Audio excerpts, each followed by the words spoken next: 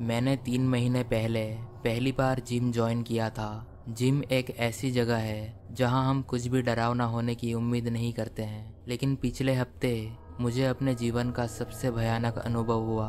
मैं जब भी जिम जाता हूं तो वायरलेस हेडफोन पहनता हूं क्योंकि इसे संभालना आसान रहता है as compared to wired headphone. जब मैं पानी के फव्वारे के पास जाता हूँ तो कभी कभी अपना फ़ोन वर्कआउट मशीन पर छोड़ देता हूँ, और जब मेरा फ़ोन हेडफोन से बहुत दूर हो जाता है तो डिस्कनेक्ट होने से पहले हेडफोन चिपचिपा होने लगता है। मुझे ये इसलिए पता था क्योंकि ऐसा 2 बार पहले हो चुका था जब मैं जिम में अपने फ़ोन से बहुत दूर होता था। खैर, पिछले हफ्ते की देर रात मैं जिम में आखिरी लोगों में से एक था। मैं लेग मशीन पर था। मैंने अपना 20 का सेट शुरू किया। जब मेरा आखिरी सेट खत्म होने वाला था तब मेरे हेडफोन में बज रहा गाना अचानक रुक गया और मेरा हेडफोन डिस्कनेक्टेड हो गया। मैंने अपना सेट रोक दिया और मशीन के ऊपर रखे मेरे फ़ोन को पकड़ने के लिए हाथ ऊपर किए, लेकिन मुझे वहाँ मेरा फ़ोन नहीं मिला, इसलिए मुझे बहुत चिंता हो रही थी। मैं जिम के चारों ओर देखने लगा, ये सोचकर कि शायद कोई इसे ले गया है। हालांकि सामने वाली बेंच पर बैठे 2 लोगों के सिवा पूरे जिम में और कोई नहीं था। उनमें से एक आदमी मोटा था और उसका चेहरा पसीने से भरा हुआ था, और दूसरा आदमी एक मशीन पर बैठा हुआ अपना फोन देख रहा था। कौन मेरा फोन ले सकता था? मशीन पर बैठे हुए फोन चला रहे उस आदमी को मैं पूछने ही वाला था, लेकिन मैंने नहीं पूछा।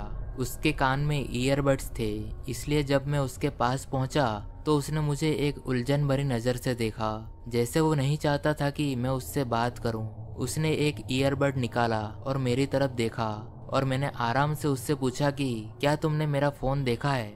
वो मुझे कुछ सेकंड्स तक चुपचाप देखता रहा और फिर उसने अपने एटीट्यूड वाले टोन से कहा, नहीं। मैंने उससे पूछा कि क्या उसने अभी अभी यहाँ से किसी को आते जाते देखा है, और उसने बस ना कहते हुए सिर हिला दिया। मैंने पता नहीं क्यों उसे धन्यवाद कहा और फिर मैं वहाँ से चला गया। मैं फ्रंट डेस्क पर गया और एम्प्लॉय से वीडियो कैमरे को चेक करने के लिए कहा ताकि मुझे पता चले कि आखिर मेरा फ़ोन किसने लिया।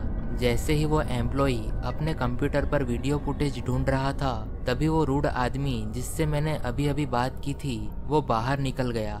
एम्प्लॉय ने फिर कंप्यूटर स्क्रीन पर एक वीडियो पर क्लिक किया जिसमें वो रूड आदमी दिखाया गया जो अभी अभी 15 सेकंड पहले मेरा फ़ोन लेकर चला गया था।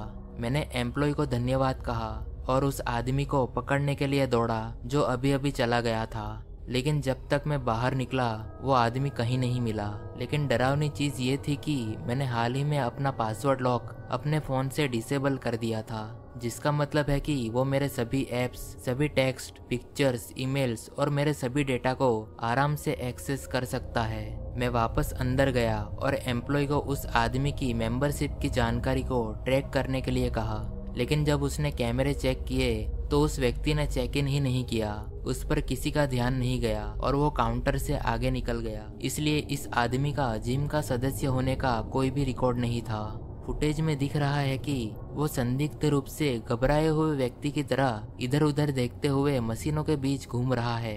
मैंने एम्प्लॉय से पुलिस को रिपोर्ट करने के लिए कहा। उसने कहा कि वो इसे कल अपने बॉस को दिखाएगा।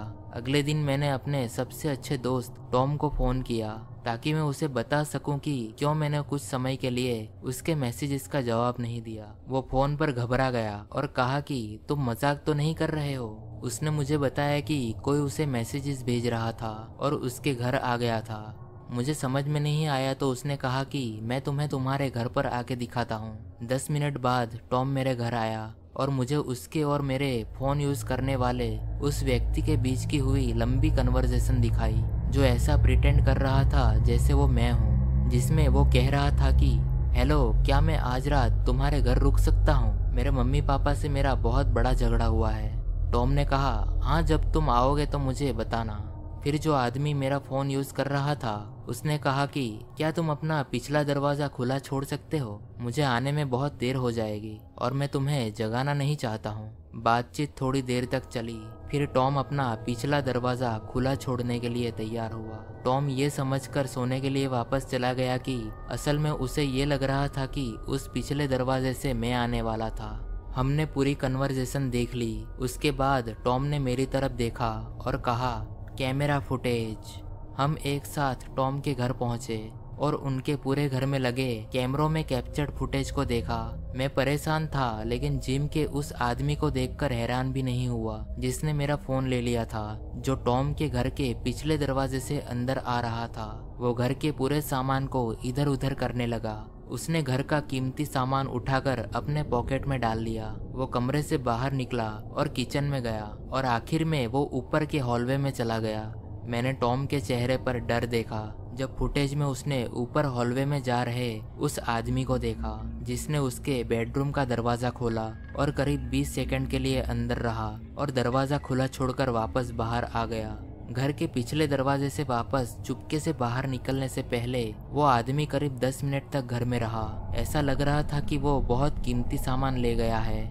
मैंने और टॉम ने वीडियो फुटेज पुलिस को भेजा और जब मैं वापस जिम गया तो मैनेजर ने कहा कि वो भी अपने जिम के फुटेज को पुलिस को भेजेंगी।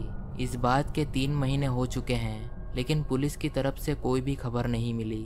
इसलिए जिसने भी मेरा फोन चुराया और टॉम के घर में घुस गया था, वो बिना किसी डर से अभी भी खुला घूम रहा है।